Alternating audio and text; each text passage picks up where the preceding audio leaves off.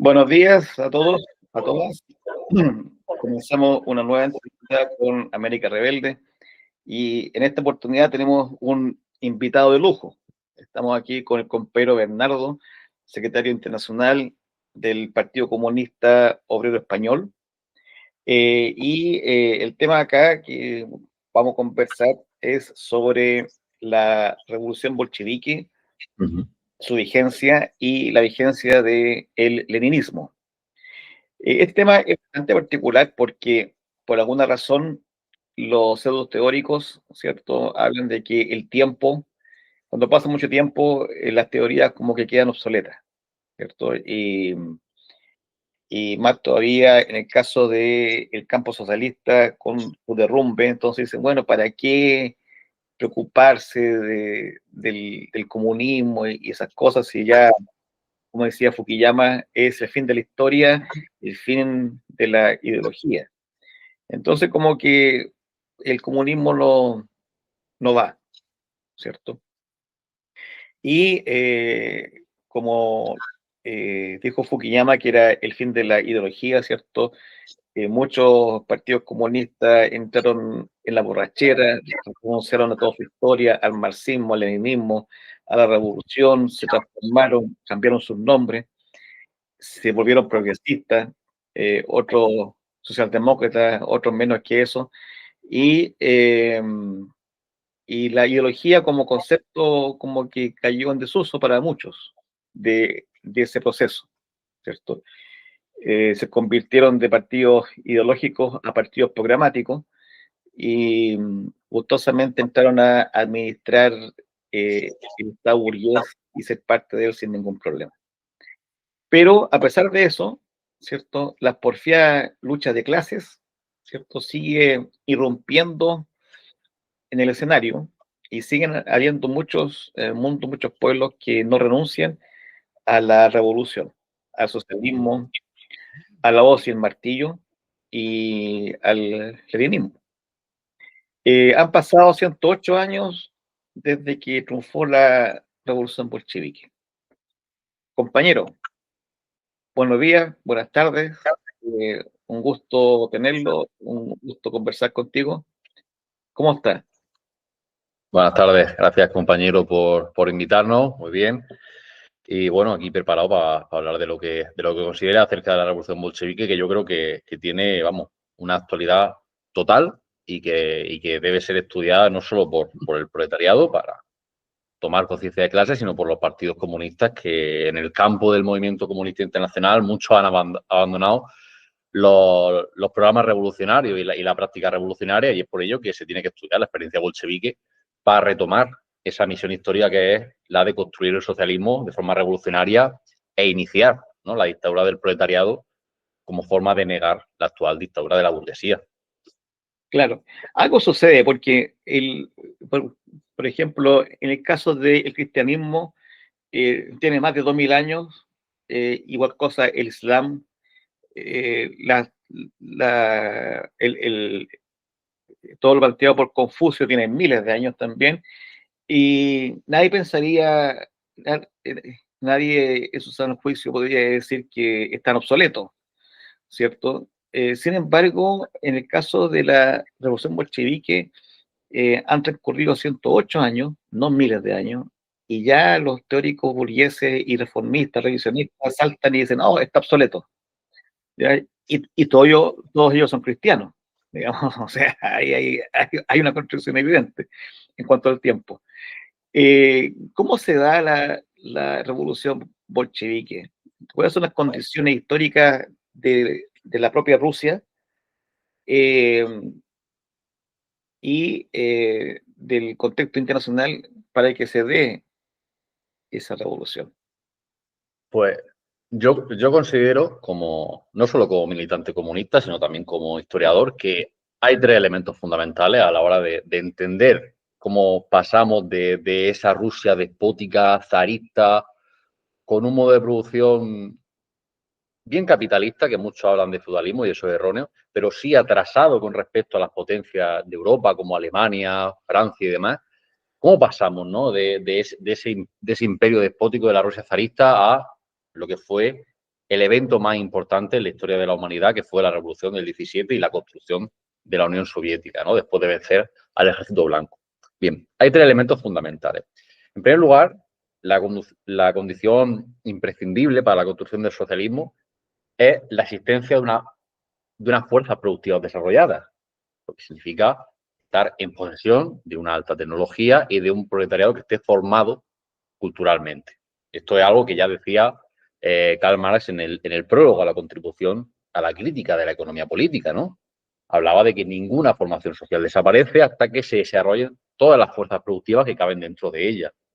Entonces llega un punto, ¿no?, en el que la humanidad se propone simplemente únicamente los objetivos que pueda alcanzar y vemos que estos objetivos brotan cuando ya se dan o por lo menos se están gestando las condiciones materiales para su realización, ¿no? Es lo que él habla en ese prólogo. Entonces, a día de hoy esto es muy vigente y lo podríamos hablar después con el tema de la robotización, la automatización y demás de la producción, ¿no? En el proceso de la Rusia zarista es el mismo, ¿no? Porque pese a que el capitalismo desarrollado se implantó tardíamente en Rusia, ya a comienzos del siglo XX tenemos logros importantes. Lenin decía que era un país que había pasado del arado de madera y del trillo del mano, de molino de agua y del telar casero, y se había transformado en un país de arado y trilladoras metálicas, de telar movido con vapor, ¿no? Y se fue incrementando también el número de grandes empresas y fábricas, ¿no? Fueron décadas en las que vemos que se va construyendo ese capitalismo monopolista en contraposición a ese capitalismo inicial de libre competencia, ¿no? Estamos viendo cómo esa Rusia zarista entra en esa fase superior del capitalismo con una economía que avanzaba bajo la bota, bajo la subyugación del imperialismo internacional, ¿no? Hablamos de Inglaterra, de Francia, Bélgica, Alemania, que se habían apoderado de sectores estratégicos del país. Por ejemplo, el gobierno francés había comprado mucha deuda pública zarista, ¿no? Eso es uno de los elementos importantes. Luego tenemos un movimiento comunista fuerte, ¿no?, que yo creo que es imprescindible, cuya solidaridad con el proceso revolucionario no se tiene que ceñir únicamente a ese respaldo por medio de comunicados y de manifestaciones, sino que ha de tener una fuerza necesaria para acceder a la revolución. O al menos impedir que en sus respectivos países impedir que intervengan militar, económica o políticamente, ¿no?, cercando la culminación de ese proceso revolucionario en Rusia, ¿no? Entonces Lenin tenía fuertes esperanzas de que esa revolución que se había iniciado en la Rusia zarista se extendiera por los países más importantes de Europa, ¿no? Y vimos, de hecho, esa revolución fracasada con el tema del levantamiento espartaquista, ¿no?, que fue reprimido por la socialdemocracia y el fascismo. Y luego, el tercer elemento, y yo creo indispensable y más importante, que quien estudie los documentos de Lenin previo a 1917 lo verá de forma transparente, es la existencia de un partido homogéneo y disciplinado. Porque si tenemos un partido comunista dividido o con fisuras o con una disciplina relajada, sin observar el centralismo democrático, estará siempre incapacitado para dirigir ideológica y políticamente ese periodo de transición que va del capitalismo al socialismo. Y yo considero que esos son los tres elementos más importantes, los tres elementos clave que nos hacen entender la revolución de 1917 y entender, como digo, ese proceso que es para nosotros como proletariado el más importante de la historia de la humanidad. Ahora bien, ¿cuáles podrían ser los ejes principales del programa de Lenin en el sentido de, por ejemplo, se habla de los soviets, del control obrero, ¿cierto? También el mismo partido bolchevique, había muchas disputas ideológicas de cómo llevar el proceso. ¿Mm? Sí. Uh-huh. ¿Cuáles Pues serían los elementos?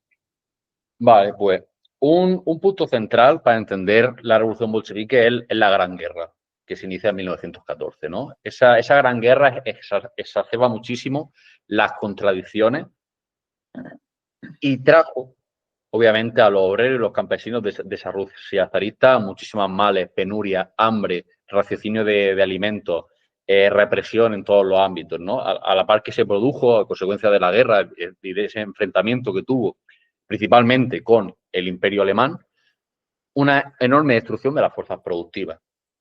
Pero por otro lado, tenemos que desde ese fracaso que hubo en 1905, tenemos un proletariado en Rusia que se ha ido desarrollando y se ha ido templando en innumerables batallas de clase, ¿no? Y ha ido ganando conciencia y espíritu organizativo. Y esto es muy importante tenerlo en cuenta, porque un error es concebir la revolución bolchevique como fruto del genio de Lenin o de Stalin, cuando estamos hablando de un partido que normalmente aunque Lenin tiene un papel muy poderoso, Stalin también en la construcción del socialismo en Rusia, tenemos que entender que esto es un partido de cientos, de miles de personas que con su trabajo diario, disciplinado y de acorde al socialismo científico, da como resultado una revolución, ¿no? Entonces, tenemos esa guerra imperialista que exacerba las contradicciones de clase. Llegamos a un punto en el que incluso los abiertamente burgueses aceptan la necesidad de que haya una transformación en la Rusia zarista. Ellos están pensando en una revolución democrático-burguesa. Entonces, es entonces cuando Lenin, con ese genio político que tiene, ve que los cambios son mucho más grandes. Entonces, la revolución para él y para los bolcheviques no podía quedar en eso. Entonces, en Rusia, donde existía tan deforme cruce, ¿no?, que hemos visto de relaciones capitalistas con precapitalistas, era prácticamente imposible aniquilar esa supervivencia de la servidumbre sin asentar un golpe mortífero al imperialismo, sin avanzar hacia el socialismo. Eso lo ven los bolcheviques.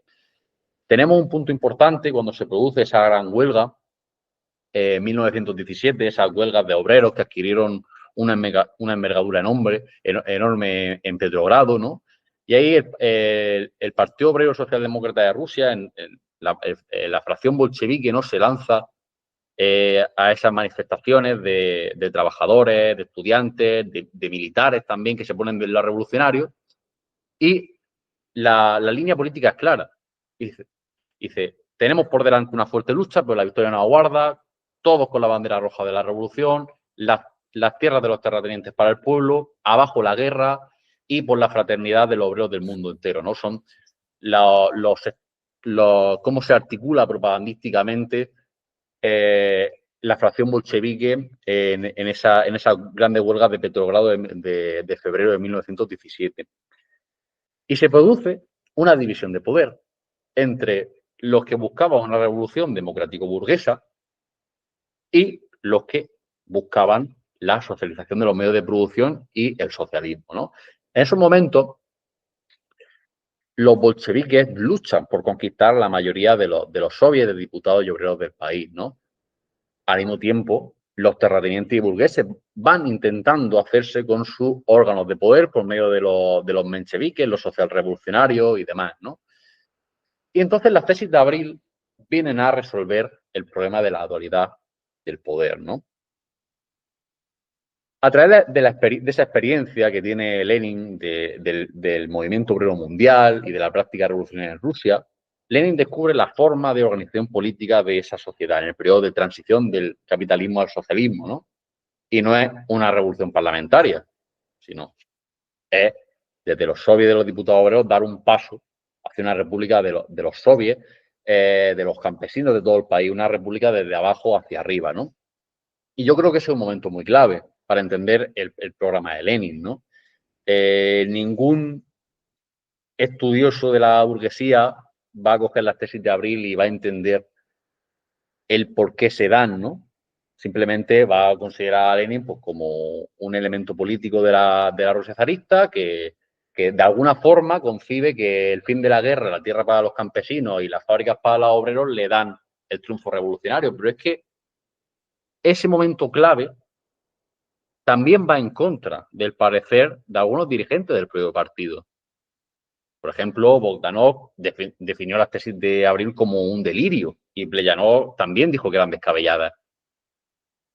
Ahí tenemos que entender la importancia que tiene esa facción bolchevique que para ir superando obstáculos ideológicos e ir imponiendo su programa revolucionario, ¿vale?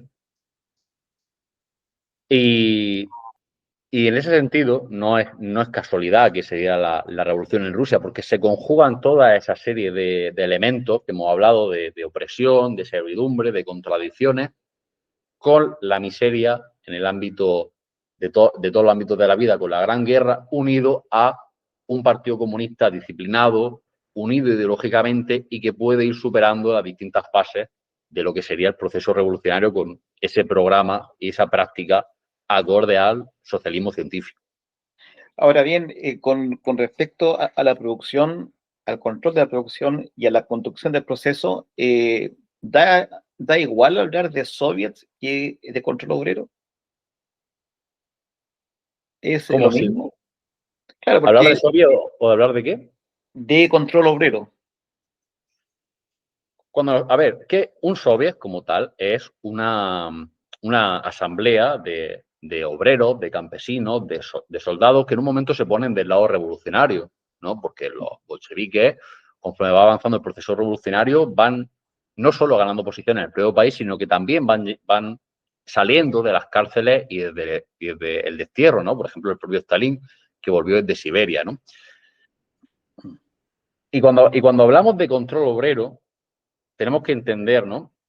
Que, que nosotros hablamos de soviet, pero yo, por ejemplo, en la España de 2025, si digo soviet, la gente no me va a entender. Entonces, cuando estamos hablando de que sea el proletariado como clase social el que tenga el control político del país y que dirija la economía hacia la socialización de los beneficios económicos que están siendo generados por la clase trabajadora. Claro. Ahora, con respecto a la propiedad, sobre la propiedad de los medios de producción, se pueden acometer cuatro formas, ¿cierto? Desde el punto de vista burgués, ¿cierto? Se puede privatizar, se puede estatizar, se puede nacionalizar. Karim plantea la socialización, ¿cierto? Que ahí, ¿cierto? Es el pueblo, la clase trabajadora la que toma posesión de la propiedad, ¿cierto? Eh, ¿Por qué se produce posteriormente, ¿cierto? El abandono de la consigna de la socialización y la izquierda en general asume la nacionalización como su última meta, ¿cierto? Entendiendo que esa nacionalización se da dentro de un Estado burgués, ¿cierto? Es decir, sigue siendo la burguesía la que está en posesión de esos medios. ¿Qué pasa Sí, ahí? a ver, hay que dejar claro que nacionalizar no es una política comunista per se, ¿no? ¿Mm? Nosotros defendemos nacionalizar y socializar. Esto lo hablaba ya hace más de 100 años Engels. Engels decía que si nacionalizar fuera parte del programa comunista como tal, Bismarck sería un comunista. Y Claro, esto no funciona así, ¿no?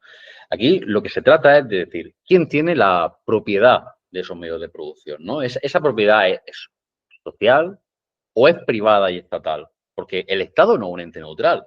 El Estado pertenece a una clase social y ahora mismo ese Estado está en manos de la burguesía capitalista. Entonces, por mucho que se nacionalice y que sea parte del sector público, estatal, en vez del privado, si el Estado está en manos de la burguesía reaccionaria y anticomunista, no sirve para los intereses de los comunistas, que por eso nosotros hablamos de socialización, de convertir la propiedad privada en propiedad social, y por eso se habla de socialismo. Todo lo demás viene por una parte del movimiento obrero, la parte más derechista del movimiento obrero, que es su ala socialdemócrata, su ala oportunista, eurocomunista, que, como decía Stalin, eso es la vertiente, la facción moderada del fascismo, porque al final sus intereses coinciden con los de la burguesía en gestionar el capital y a nosotros distraernos ideológicamente, como bien ellos consideren, en sus irrisorias disputas parlamentarias. Y sucede, como tú has dicho al principio de comenzar, ¿no? Que con el desmantelamiento de la Unión Soviética y esas tesis, ¿no? Del fin de la historia de Francis Fukuyama, hay una buena parte del movimiento obrero que renuncia a consignas históricas, como son luchar por el control del Estado, socializar los medios de producción, reprimir al burgués, acabar con los explotadores y instaurar el socialismo como modo de producción, no como nombre abstracto que va a tener el partido porque es de izquierda, entre comillas, ¿no? Y en estos momentos de reflujo revolucionario tan fuerte en el que tenemos que luchar, porque la Unión Soviética cayó en los 90, hace 35 años, es muy poco tiempo histórico, ¿no? Bien decía Lenin que hay décadas en las que no pasa nada y luego días en los que pasan décadas. Ahora mismo tenemos que luchar contra un movimiento comunista a nivel internacional que tiene esos problemas, ¿no? Problemas ideológicos profundos y graves, como son no entender siquiera los postulados del marxismo-leninismo y tergiversarlos hacia un eurocomunismo, una socialdemocracia, parlamentarismo burgués. Y la tarea fundamental que tenemos hoy los comunistas es luchar contra ese oportunismo y traer de vuelta la teoría y la práctica revolucionaria. Porque se ve, y la historia nos da la razón, de que solo con el socialismo se pueden dar pasos de verdad hacia el desarrollo humano y al desarrollo de la humanidad en su conjunto. Y lo que ha aprovechado la burguesía con la caída de la Unión Soviética es desmantelar absolutamente por completo todo lo que eran los estados del bienestar europeos que al final se nutrían del expolio de las naciones del sur global, como se suele decir, ¿no? Esa es la realidad ahora mismo del imperialismo. Represión, anticomunismo, hambre, fascismo, miseria, muerte y genocidio, como estamos viendo en Palestina, ¿no? Y frente a eso solo puede haber la respuesta de la organización revolucionaria. Todo lo demás es engañar al proletariado y engañar a la clase trabajadora. Claro. Ahora, volviendo un poco a los orígenes de la revolución bolchevique, a la crisis en que estaba sumida Rusia, ¿cierto? Eh, si uno ve el proceso en general de la revolución, hay algunos autores que plantean que lo que ocurría en Rusia en ese periodo no, no era solamente, no era solamente el movimiento impulsado por los bolcheviques, sino que también había otro proceso que está encarnado por el anarquista Néstor Magno, ¿cierto? Que lleva su propia revolución allá en Ucrania y que posteriormente se produce ahí un choque entre las dos fuerzas en disputa, entre el ejército rojo, ¿cierto? Los bolcheviques y los anarquistas. Eh, ¿Cómo se entiende esa? ¿Qué pasó ahí que hubo este choque tan fuerte? Eh, Bueno, yo discrepo a la hora de calificar el choque como fuerte, en el sentido de que creo que son elementos que la burguesía, ¿no? En sus discursos anticomunistas trata de dar, ¿no? Como una gesta heroica ¿Mm? a lo que fue un momento de intentar generar inestabilidad en diferentes puntos a lo que era la revolución bolchevique, ¿no? La revolución como tal de octubre, noviembre del 17, la revolución bolchevique fue una revolución que apenas costó vidas humanas, porque fue una revolución en la que el gobierno provisional de Alexander Kerensky naufragaba completamente a ojos de todo el mundo, su descrédito social era enorme, había tenido golpes de estados contrarrevolucionarios fracasados, como el de Lars Kornilov, que ya demostraban que ese gobierno provisional estaba solo frente a todo el mundo, que nada lo apuntalaba, nada lo sostenía, y ahí es cuando se da esa revolución, ¿no? Que digo que es bastante pacífica. Lenin se apodera con sus compañeros y camaradas de la oficina de telégrafos de San Petersburgo, el carguero Aurora apunta con sus cañones y se desmantela ese gobierno provisional y se crea ese gobierno de los soviets, de diputados obreros y demás, con Lenin dirigiendo la dictadura del proletariado. Pero la cosa no acaba ahí, porque nosotros sabemos que la burguesía no es una clase social pacífica. Nosotros sabemos que la burguesía no va a entregar el poder de buenas maneras. La burguesía va a buscar la inestabilidad completa del proceso socialista. Y eso se está viendo, por ejemplo, en Cuba, con décadas y décadas de ahogo, embargo y bloqueo económico, ¿no? Ellos no aceptan que el socialismo es un modo de producción infinitamente superior. Lo mismo sucede en la Rusia de 1918, ¿no? En ese momento, la historiografía burguesa habla de 1918, final de la Primera Guerra Mundial. las potencias firman la paz y empiezan los diálogos de Versalles y demás. Y es mentira. En el 18 no hay paz en el mundo. Las potencias burguesas giran completamente su foco de acción y van hacia Rusia. Y se abalanzan en apoyo al ejército blanco, al ejército contrarrevolucionario, para intentar acabar con la revolución, acabar desde el día 1 con el país de los soviets. Y eso dura desde 1918 hasta 1922, cuando se dan decisivas victorias del ejército rojo sobre el ejército blanco, como en Arcángel y demás, que finiquitan ese intento de acabar con la revolución. Por eso es tan importante no solo conquistar el poder, sino mantenerlo por medio de un ejército del pueblo y al servicio del Partido Comunista, ¿no? Esos son temas que también tenemos que profundizar en el movimiento comunista, ¿no? Y en ese sostener el poder del 18 al 22, porque hasta el 22 no nace la Unión Soviética, hasta que no se acaba con esa guerra civil, que es una guerra de las potencias extranjeras, ¿no? Hasta el 22 no nace la Unión Socialista, la Unión de Repúblicas Socialistas Soviéticas, antes era la República Socialista Federativa Soviética de Rusia, ¿no? Y en ese intentar desestabilizar están los anarquistas. Tenemos numerosos ejemplos históricos en esos años de atentados anarquistas que acaban con la vida de cientos de camaradas bolcheviques, ¿no? Bombas, cuando se iban a hacer reuniones bolcheviques que acaban con decenas de personas.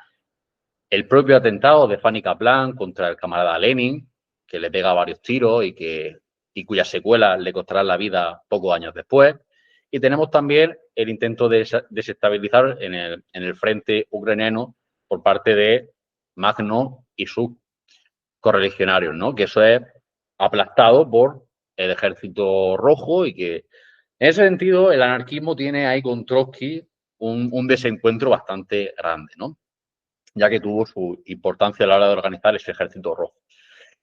Simplemente yo lo considero eso, uno de tantos elementos de inestabilidad que trató de llevar a cabo la burguesía en aquella época, encumbrado posteriormente por la historiografía contrarrevolucionaria burguesa, como se podía haber encumbrado a Fanny Kaplan o muchísimos anarquistas que trataron de acabar con el ejército soviético, acusándolo de un cierto autoritarismo, ¿no? Ya el propio Engels nos dice que en el texto de la autoridad, que una revolución es la cosa más, por así decirlo, más autoritaria posible, en tanto que una clase se está oponiendo a otra. La revolución no se hace con guantes de seda. Ahora, en el periodo de la revolución, ¿cierto? Todavía existían los imperios europeos como tal. ¿Cómo da Lenin con la concepción de imperialismo? ¿Cómo define él el imperialismo? Eso es muy, muy importante concebirlo, ¿no? Porque nosotros, no solo nosotros como comunistas, sino el mundo entero habla de imperialismo gracias a Lenin, porque no es quien inventa el término, ¿no? Pero que es quien lo populariza en su documento del imperialismo, la fase superior del capitalismo, ¿no? Apoyándose en otros documentos, ¿no? Como textos de Jonas Keyshaw Hobson y otros investigadores del momento que no eran comunistas y demás, ¿no? Tenemos un siglo XIX en el cual las potencias imperialistas europeas llevan a cabo ese reparto del mundo y se abalanzan, ¿no?, hacia la conquista y territorios, materias primas y personas humanas principalmente los territorios africanos y asiáticos, ¿no?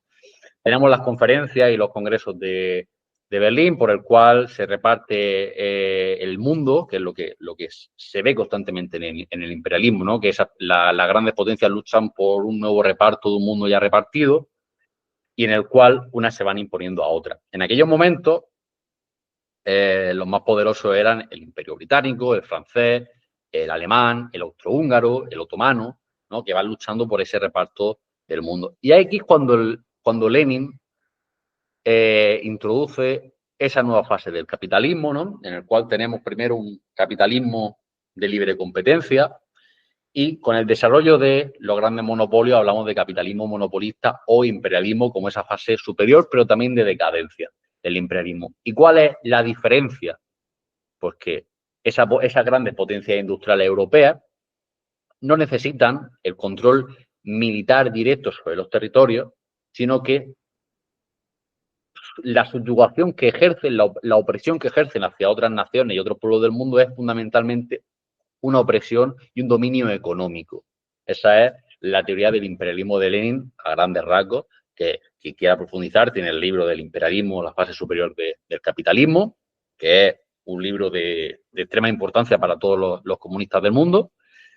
Y ahí es donde Lenin habla de esos rasgos en los que tiene el capitalismo monopolista o el capitalismo en decadencia, ¿no?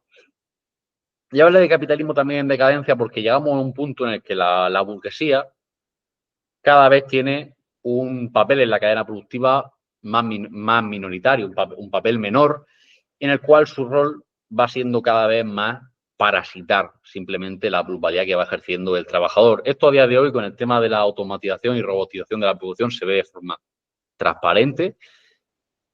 Y se abre el periodo entonces que habla Lenin de la revolución social, ¿no? El imperialismo como antesala del socialismo, en el que si vemos el mundo con mucha perspectiva histórica, podremos ver que igual que los modos de producción se han ido sucediendo y el esclavismo fue sustituido por el modo de producción feudal y el feudal por el capitalismo, va a llegar a un punto en el cual, cuando se den las condiciones de las que estamos hablando, el modo de producción capitalista va a ser sustituido por uno superior, que es el socialista. Y es aquello que defendió Lenin en su momento y que con mucha más razón defendemos hoy nosotros. Ahora quisiera hacer un pequeño paréntesis con respecto al tema general que es motivo de esta entrevista. Eh, con respecto precisamente al imperialismo, pero visto hoy, ¿cierto? Desde la concepción de Lenin, ¿cómo se define hoy día el imperialismo? Porque hay algunos que plantean de que el imperialismo es Estados Unidos, nada más. China no lo es, Rusia de Putin es como si fuera la Rusia soviética, ¿cierto? Lo confunden. Cada vez que Putin saca las imágenes del Ejército Rojo, hay algunos que plantean de que el ejército hoy día ruso es rojo. ¿Ah? Y otros van un poquito más lejos y plantean de que Europa no es imperialista, sino que es un estado de no sé qué tipo. ¿Cómo definen hoy el imperialismo? Bueno, yo creo que hoy debemos entender que el imperialismo es multipolar en este sentido, ¿no? Tenemos por un lado un imperialismo decadente, que es el de Estados Unidos, junto con sus lagueos de la Unión Europea, y países, por ejemplo, como el mío, que es el Estado español, que es un eslabón débil dentro de esa cadena imperialista, pero sigue siendo un país imperialista que forma parte de ese organigrama y que está encuadrado en organizaciones tan criminales y terroristas como es la OTAN, ¿no? Y en contraposición a ese imperialismo decadente de los Estados Unidos y que va perdiendo fuerza en el mundo, tenemos el imperialismo emergente protagonizado por los BRICS, fundamentalmente China y Rusia, ¿no? El caso de Rusia, que es el que estamos viendo, ¿no? Ya que estamos hablando de la revolución bolchevique, es muy sangrante, ¿no? Quien es hasta irónico que alguien que se autodenomina comunista pueda ver en quienes desmantelaron la Unión Soviética alguna clase de esperanza para el mundo, ¿no?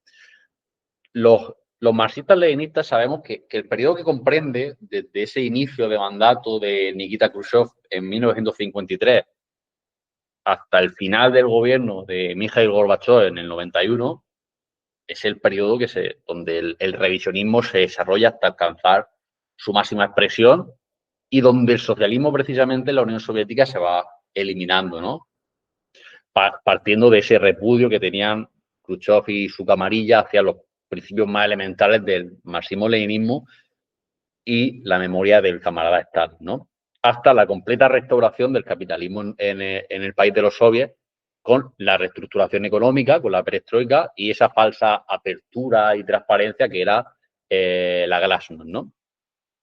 Entonces, yo entiendo que ahora mismo hay un sentimiento de orfandad, por así decirlo, en el movimiento comunista. en el sentido de que esos grandes estados socialistas que antes tenían una importancia geopolítica muy grande en el mundo, ¿no? Como era la Unión Soviética, la China maoísta, pues a día de hoy no estén, ¿no? Y hay un sentimiento de orfandad, pero eso no se soluciona buscando sustituir la presión de la bota estadounidense por la bota de la oligarquía rusa, sino construyendo auténticas revoluciones socialistas que sirvan de antesala a la revolución proletaria a nivel mundial, ¿no? En ese sentido, la burguesía imperialista que domina hoy Rusia es el resultado mismo de ese sistema que se fue corrompiendo a raíz del 20 Congreso del PQ y donde Gorbachov significó su coronación, ¿no? La coronación de ese proceso de restablecimiento del capitalismo, que por otro lado era contrario al anhelo del pueblo soviético, ¿no? Como bien demuestra el referéndum sobre el futuro de la URSS, que se hizo el 17 de marzo de 1991, donde el 78% de los votos más o menos fueron favorables a preservar el socialismo, ¿no? Entonces, de la misma manera, tenemos que entender a Rusia como Estados Unidos, como la Unión Europea, como China, como distintas potencias imperialistas que van tejiendo sus alianzas políticas y económicas y que tratan de imponer su dominio en el mundo con respecto a los demás, ¿no? A día de hoy, y como he dicho antes, esa unión, esa alianza que representa la Unión Europea con Estados Unidos y demás, está en decadencia, en una profunda decadencia tecnológica, económica, política, que se refleja en su superestructura política con el desarrollo del fascismo a tumba abierta, a cara completamente descubierta, con cada vez más partidos y más organizaciones fascistas que tienen el control directo de los parlamentos o con partidos abiertamente socialdemócratas que reprimen al pueblo sin ninguna clase de pudor y aplicando las mismas medidas económicas que aplicarían los abiertamente fascistas, ¿no? Y en contraposición tenemos un imperialismo emergente protagonizado por China y Rusia, pero que no representa un cambio en el modelo productivo y por ello estamos en contra y los catalogamos como países imperialistas. Yo estaría encantado de que Rusia y China, países tan grandes, con una importancia geopolítica tan grande y con esos armamentos, fueran países socialistas. Yo estaría encantado, pero no es así. Y ese carácter criminal, por ejemplo, que tiene, hemos hablado un poco de Rusia, también China. China a día de hoy es el segundo socio comercial más importante de Israel, después de Estados Unidos. Ese pueblo genocida sionista que está eliminando al pueblo palestino, que está acabando con nuestros camaradas del Partido Comunista Palestino, del Frente Popular y del Frente Democrático para la Liberación de Palestina y muchos otros combatientes de la resistencia palestina, pues ahí los tiene a esa República Popular de China siendo su segundo socio comercial más importante del sionismo. No hay comunismo por ningún lado en China, por mucho que el partido se siga llamando así. Y eso es algo que se tiene que luchar en el movimiento comunista, ¿no? Esa gente que podemos catalogarlos de prorrusos o prochinos simplemente están mareando al proletariado, lo están desviando de su misión histórica y de lo que es la teoría y la práctica revolucionaria. Ahora mismo estamos en un mundo abiertamente contrarrevolucionario, abiertamente fascista e imperialista, muy agresivo. La burguesía está en un punto muy agresivo porque cuanto más peligroso es un león, por ejemplo, es cuando está herido, ¿no? Pero es que este sistema, no es un imperialismo global, son distintos potencias imperialistas que están luchando por el control del mundo. Este sistema, por mucho que se esté tambaleando en su estructura económica y por mucho que suba la deuda pública en Estados Unidos y que tengan que constantemente subir el techo de gasto demócratas y republicanos para evitar la bancarrota, no va a caer por sí mismo. Y eso lo tenemos que tener muy claro. Somos nosotros los comunistas los que le tenemos que dar el golpe de muerte al sistema. Y eso solo se consigue de forma revolucionaria. Ahora, muy interesante, este paréntesis es fundamental para mí porque hay tantos escritos, se crean plataformas internacional integrado por partidos comunistas que tienen esta visión de que esta visión prorrusa, pro-china, y claro, efectivamente confunden mucho. Volviendo un poco a la revolución bolchevique, bueno, está claro el programa de construcción del comunismo desde Lenin, ¿cierto? Pero ¿cuáles son los elementos del programa militar de Lenin? Porque, por ejemplo, en el caso de Mao, ¿cierto? La guerra popular es parte fundamental de toda la teoría maoísta. En el caso de Lenin, ¿cómo se define el aspecto militar? ¿Cuál es su programa militar? Bueno, esto es algo que tenemos que estudiar de una forma muy concienzuda y muy cautelosa, porque hay un error, por ejemplo, al haberlo comentado tú, compañero, se me viene a la cabeza, ¿no? Cuando, por ejemplo, Mao habla en sus textos de la guerra popular. Mao tiene un contexto histórico, político, geográfico determinado, ¿no? En la China de su época, ¿no? Y por el cual está haciendo esa guerra popular prolongada contra la dictadura de Chiang Kai-shek. Y se entienden, ¿no? Si vemos ese contexto histórico, político y demás, y esa situación en la que tiene el proletariado y el campesinado chino, las decisiones que toma Mao, ¿no?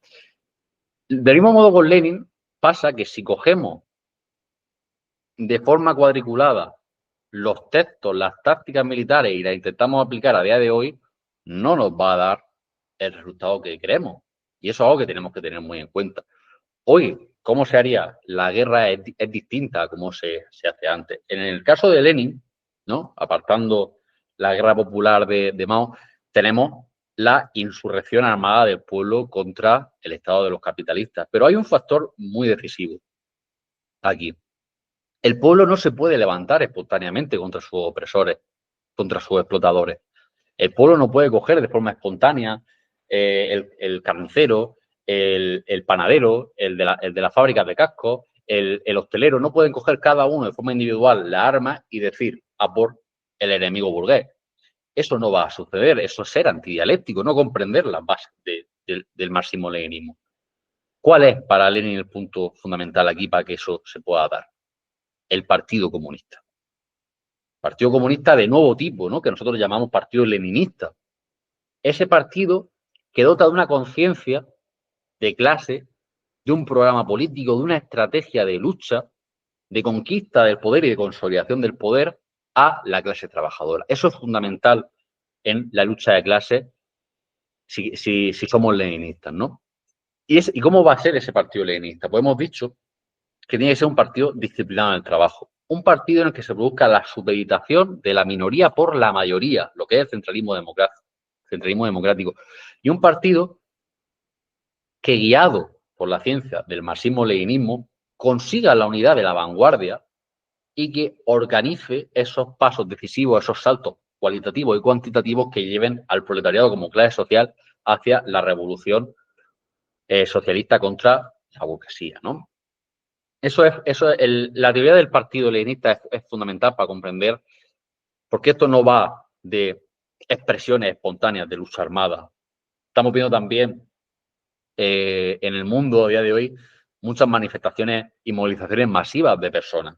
Por el tema de las protestas de Palestina hay movilizaciones de cientos de miles de personas.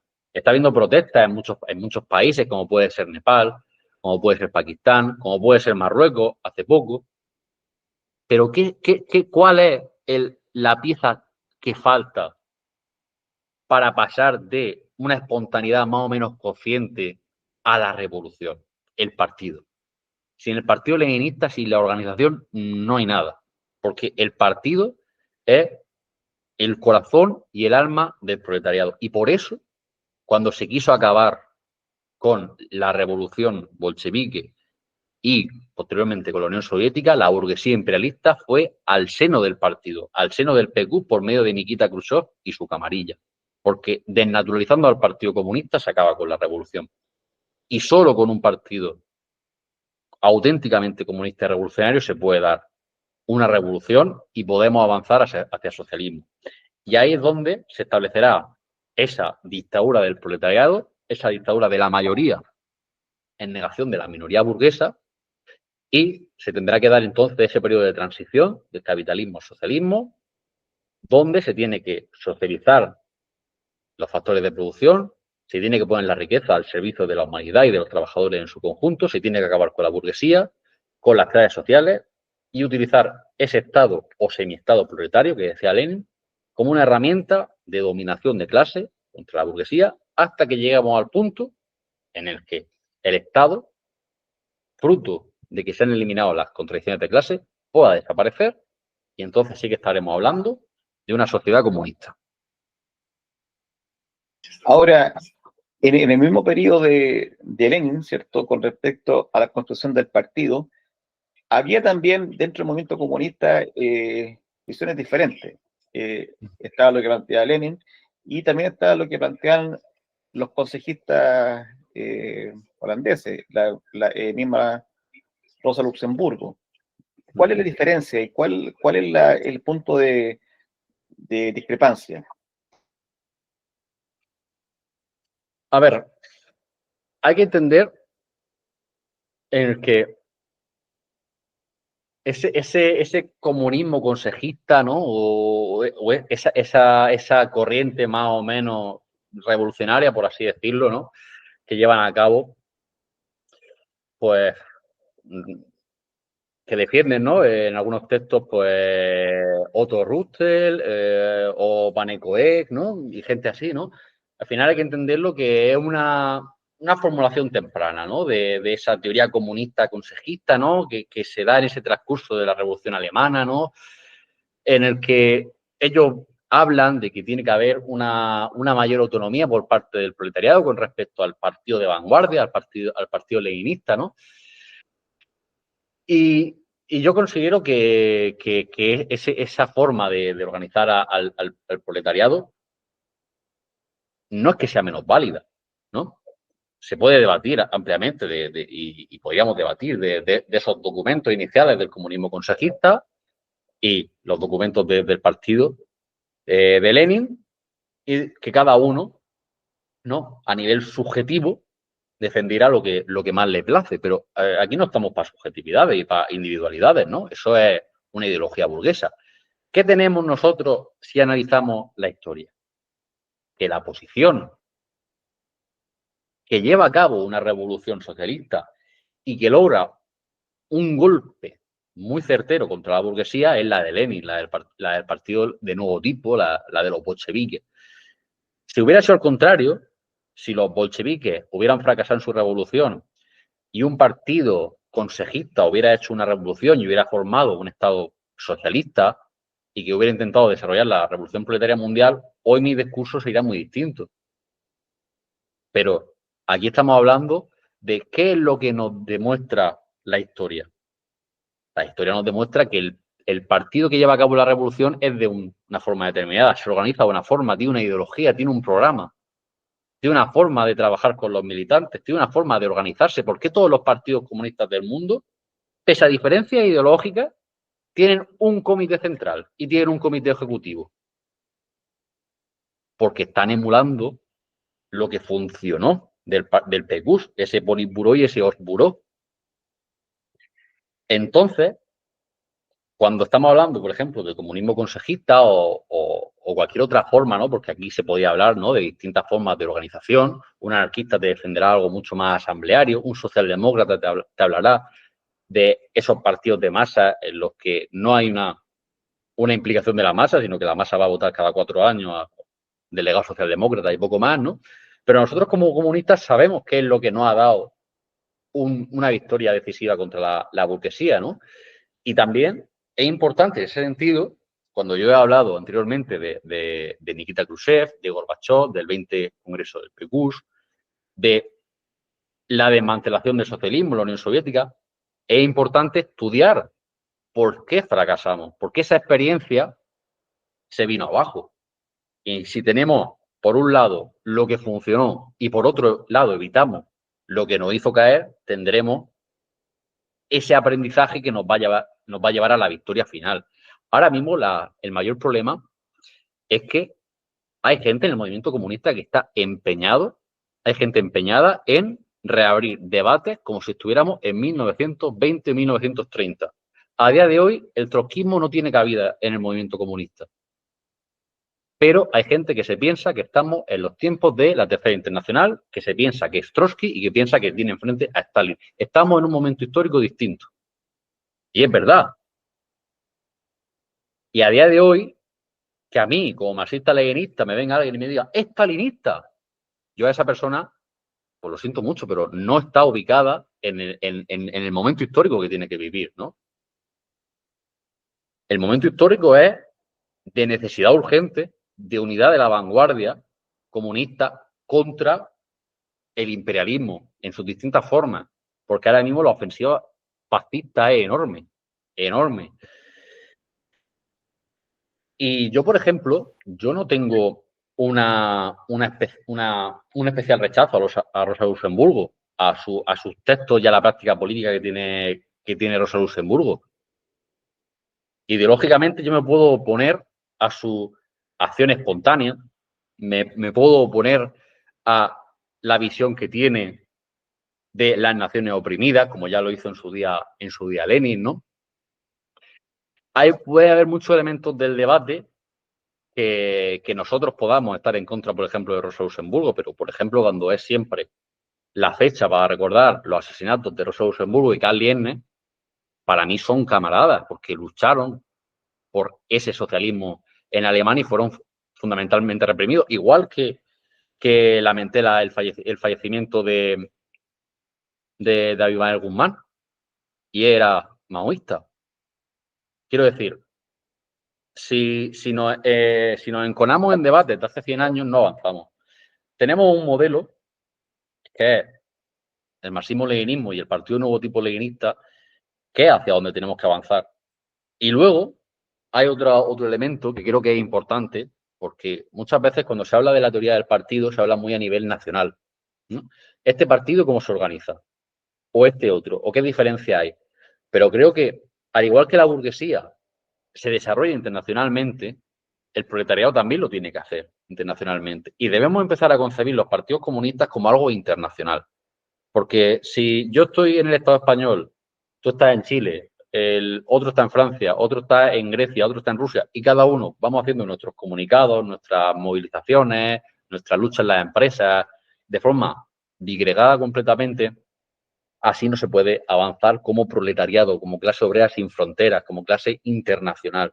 Así estamos dividiéndonos, que es lo que quiere la burguesía. Y en ese sentido, tenemos que buscar que la organización del partido no sea solamente a nivel nacional o estatal, sino que sea a nivel internacional, donde en cada estado existan secciones de ese partido comunista internacional que luche por la revolución proletaria a nivel mundial, que es lo que buscaba siempre Lenin junto con los camaradas bolcheviques, ¿no? Extender la revolución a todos los puntos del mundo.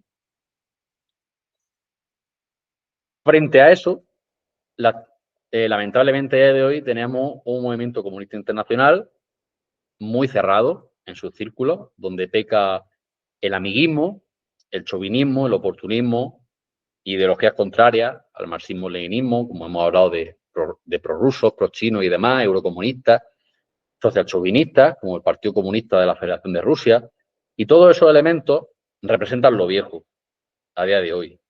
Y nosotros nos tenemos que ir encargando de ir construyendo lo nuevo, porque solo así vamos a salir de este momento de derrota y avanzar hacia la victoria de nuestra clase. Ahora, el 21 de enero de 1924 fallece Lenin, ¿cierto? Fallece Lenin, y ahí hay todo un tema con el testamento de Lenin, ¿cierto? Pero lo que me interesa entrar ahí, ¿cómo nace el leninismo? ¿Qué se entiende por leninismo? Obviamente, el nombre lo dice, es el pensamiento de Lenin, ¿cierto? ¿No? Ahí es algo evidente. Pero, ¿cómo cómo se plasma como corriente, porque es tan importante eso que incluso Stalin escribe un libro que se llama Fundamento del leninismo, ¿cierto? Que Sí, vendría a ser el ABC del pensamiento de Lenin, ¿cierto? sí, ¿Qué proceso para mí, lleva eso? sí, para mí ese documento de Stalin, de Fundamentos del Leninismo, es un documento primordial, ¿no? Yo animo a todos los camaradas, sobre todo a los que están empezando en su formación marxista-leninista, que cojan ese libro y que sea una de sus primeras lecturas junto con el Manifiesto Comunista y el Estado y la Revolución, seguramente. Son para mí los más importantes. Porque Stalin tiene una cosa que a mí me gusta mucho. Stalin es muy didáctico. Stalin te habla como si fuera un niño pequeño, con la complejidad que tiene el marxismo-leninismo, pero te pone las cosas muy claras, ¿no? Y al ser tan didáctico se explica muy bien cuáles son los puntos clave del leninismo y por qué hablamos de marxismo-leninismo, ¿vale? Cuando nosotros hablamos de leninismo, es ese desarrollo que tiene el marxismo, ¿no? Que tiene todo lo que escribió, que no fue poco en vida, Karl Marx, Engels y otros camaradas, esa aplicación en la época de Lenin, en la época de la Rusia de los bolcheviques, ¿no? Es esa adaptación a la realidad de lo que es el imperialismo y de los países en un capitalismo desarrollado, ¿no? Como hemos hablado de Rusia a comienzos del siglo XX, ¿no? Porque tenemos que entender que las circunstancias históricas que vivió Karl Marx o Engels son distintas a las circunstancias históricas que vivió Lenin. Y en ese adaptar el marxismo a las circunstancias del capitalismo monopolista o imperialismo es cuando Lenin tiene, junto con el partido bolchevique, un elemento fundamental, ¿no? Que defiende a grandes rasgos, ¿no? El leninismo, ¿no? Como corriente política. ¿Y de qué estaríamos hablando a día de hoy? Bueno, tenemos una revolución socialista dirigida por el proletariado. Como también dijo Marx, la forma de gobierno va a ser la dictadura del proletariado, como forma transitoria para construir al socialismo. Y luego hay otro elemento político muy importante de Lenin, que es la lucha a muerte contra la vía reformista o parlamentaria al socialismo. Una vía que, por otro lado, la historia también nos demuestra que es imposible, como pasó en España con el Frente Popular, cuando se ganan las elecciones en febrero de 1936, 4 meses después tiene un golpe de Estado fallido por parte de los franquistas españoles apoyados por el fascismo alemán y el fascismo italiano, que te da 3 años después el fin de ese proceso revolucionario, ¿no? Después de esa guerra nacional revolucionaria contra el franquismo. Entonces, la oposición a la vía reformista y parlamentaria de Lenin es muy importante y después hemos tenido muchos ejemplos históricos que demuestran esa tesis. Luego, en lo organizativo, Lenin introduce, como hemos dicho, el partido de vanguardia, el partido de nuevo tipo, disciplinado, centralizado, compuesto por lo que la burguesía llama revolucionarios profesionales, que al final son camaradas que, entendiendo la ciencia y teniendo como ideología el marxismo-leninismo, tratan de dotar de conciencia de clase a el resto de compañeros y compañeras de nuestras clases, ¿no? Y este partido tiene que tener una coherencia ideológica hacia la revolución y una cohesión interna y tiene que estar atravesado sí o sí por el centralismo democrático, por la supeditación de los intereses de la minoría a la mayoría, ¿no?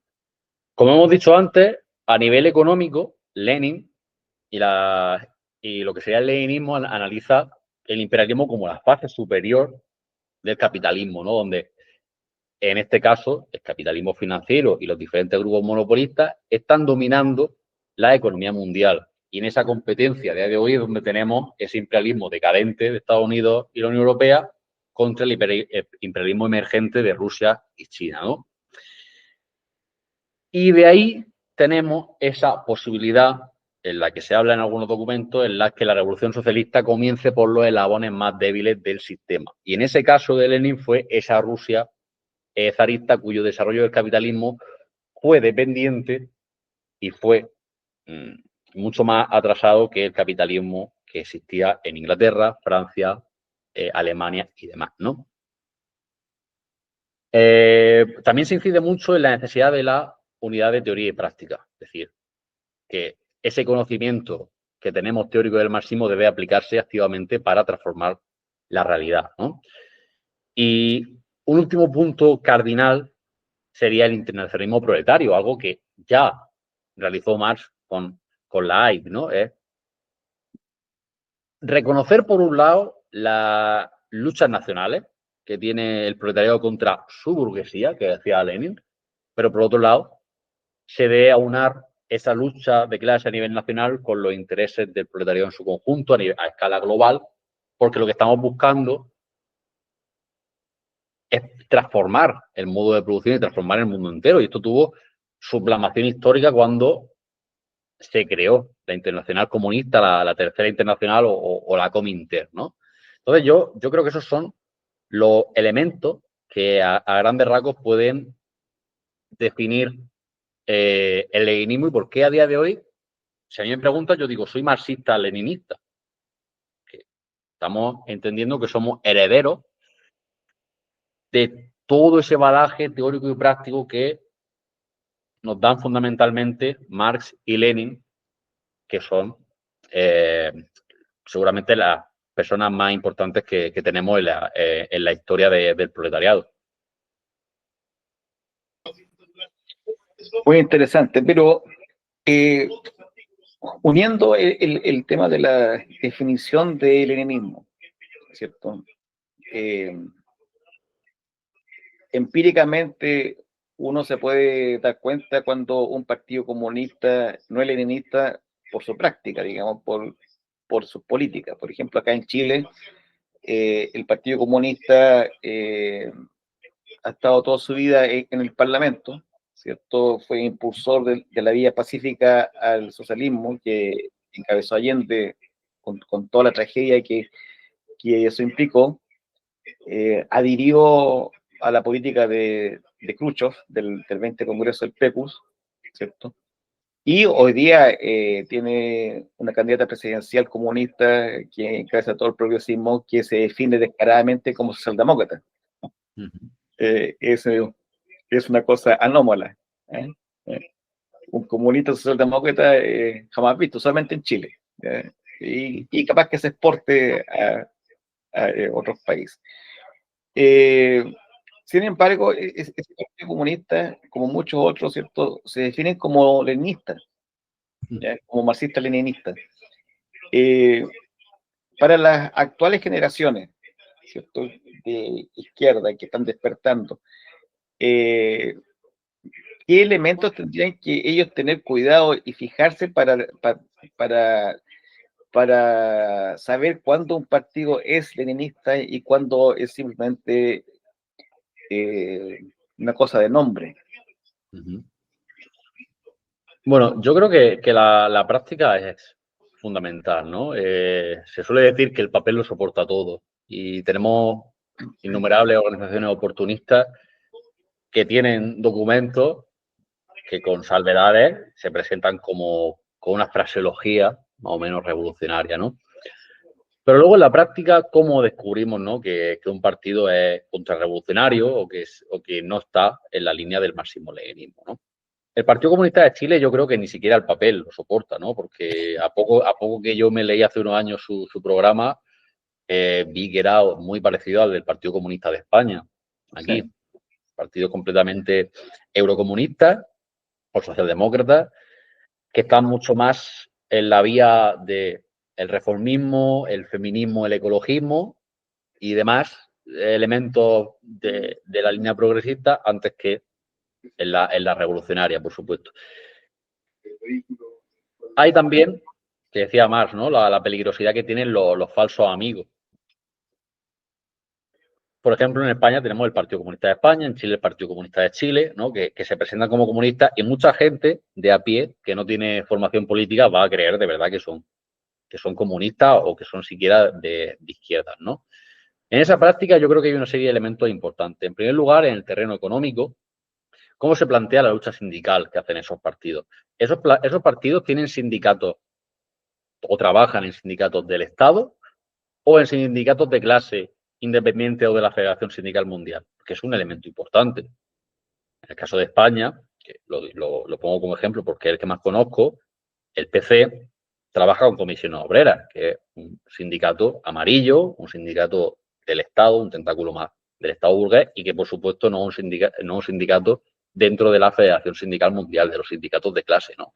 Ahí tiene un elemento que ya te está demostrando que en cada empresa donde esos partidos tengan delegados sindicales, van a actuar en contra de los intereses de los trabajadores y que van a buscar sus beneficios individuales, van a buscar beneficios por despedir a los trabajadores, van a buscar la desmovilización, contentar a las empresas, contentar a los recursos humanos, y el resultado que tenemos es que, por ejemplo, en España llevamos más de una década sin una huelga general, ¿no? Pese a todo lo que está sucediendo, ¿no? Ahí el PC, como sostén del gobierno español a día de hoy y como principal sostén de Comisiones Obreras, tiene tiene su importancia histórica, ¿no? Y tiene su responsabilidad. Eso en el terreno económico. Luego, en el terreno político, se tiene que entender que el Partido Comunista no va a considerar las elecciones como su herramienta fundamental de lucha. No va a entender que la vía reformista o la vía electoral va a ser la fundamental.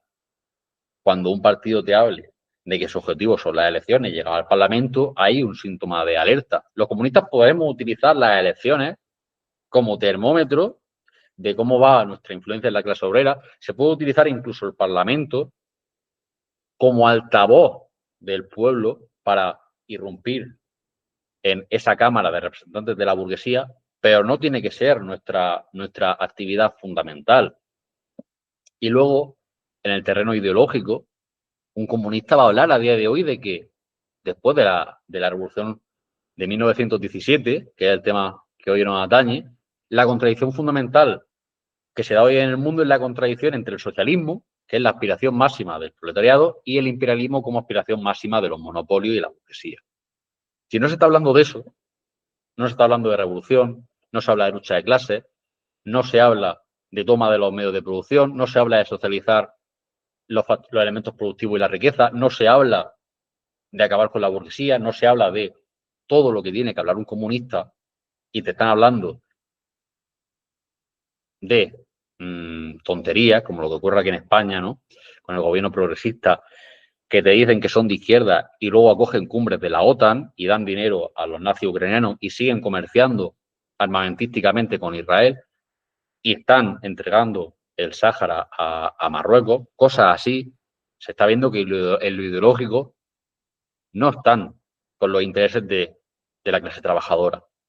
Entonces, esos son los elementos fundamentales en los tres campos económico, político e ideológico que tenemos que estudiar y tenemos que denunciar constantemente. Hay que acabar con el oportunismo porque es la herramienta más fuerte que tiene la burguesía para dividir al movimiento obrero. Claro, aquí con toda esta cosa de la emergencia de la ultraderecha, del fascismo, qué sé yo, aquí se plantea por parte del PC chileno que la contradicción es entre democracia y fascismo, ¿ya? Entendiendo esta democracia burguesa, capitalista, neoliberal, contrainsurgente, en fin. Y por lo tanto, una forma de parar a la ultraderecha en Chile sería defender esta democracia, ¿no? Defender la democracia capitalista, ¿cierto? Burguesa, como si fuera nuestra, de los trabajadores. Sí, lo entiendo perfectamente porque es la misma estrategia que tiene el PSOE con el PC como socio de gobierno para frenar electoralmente el auge del fascismo abierto con PP y Vox, ¿no? Que dicen, tienes que votarnos a nosotros como mal menor porque si no va a gobernar la ultraderecha o el fascismo y tus intereses inmediatos o tu vida inmediata va a ir a peor durante los próximos 4 años de gobierno. ¿Qué pasa? Que el comunista sabe que la democracia no es votar cada 4 años si nos va a oprimir la parte izquierda o la parte derecha del capital. Un comunista sabe que la democracia es un fusil en el hombro de cada obrero y tener la dirección y el control del Estado. Y que no existe democracia en la explotación capitalista, es la dictadura del capital.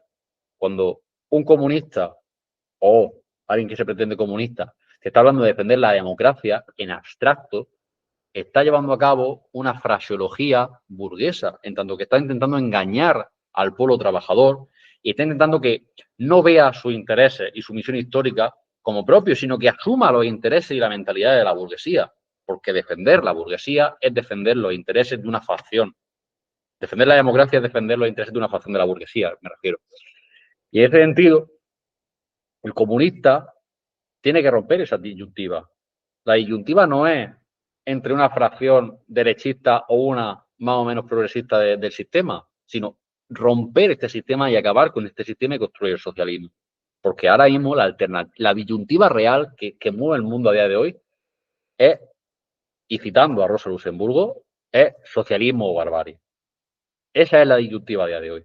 Porque estamos viendo que las democracias burguesas se pasan por el forro lo que es la propia legalidad burguesa.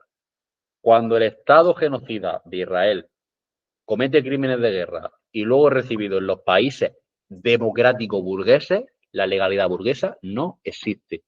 Cuando se cometen crímenes de guerra constantemente y vemos un genocidio televisado y cada día en nuestros teléfonos tenemos vídeos de un genocidio planeado contra el pueblo palestino, no hay democracia en el mundo. Y cuando Israel hace lo que quiere en aguas internacionales, en territorios de Yemen, Siria, Cisjordania, Gaza, Egipto, no hay legalidad. La democracia burguesa es una farsa. Y hay que decirlo así, no existe democracia.